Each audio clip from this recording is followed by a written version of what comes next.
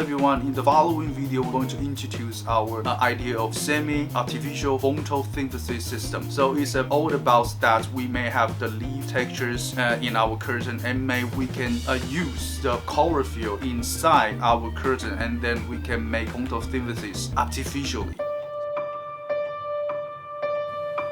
In the past 100 years, the temperature of the Earth has increased by 0.72 Celsius, causing the atmospheric circulation to begin to change.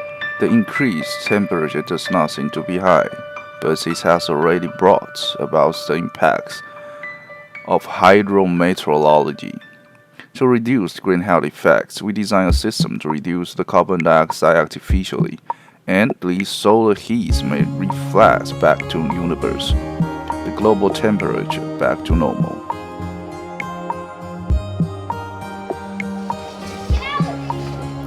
The S.A.P.S mimics the roots and stem and leaves of plants of semi-artificial photosynthesis. As the roots, we will give the water supply system within the building. The water contents will be filtered and ensured to flow and function within the system. In this artificial photosynthesis system, we bionic the roots, stems, veins, and leaf tissue of plants.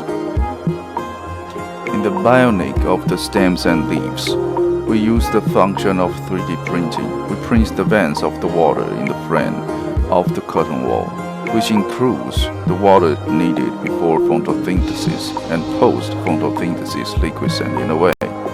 The liquid, we call this energy liquid containing glucose, which can be supplied with other biological nutrients or as a fuel. There are 3 layers of tissue in the frame: the upper oak cover, tempered glasses, the cell frame, the middle frame, the layer plates, and the artificial cells in the middle. In a later and sustainable operation, the artificial photosynthesis buildings in the sediments will share the big data such as the annual carbon dioxide rates absorbed, the annual monitoring and global temperature change data, and the pollution pathology. Then make change in the design annually and develop a more complex carbon dioxide reduction system.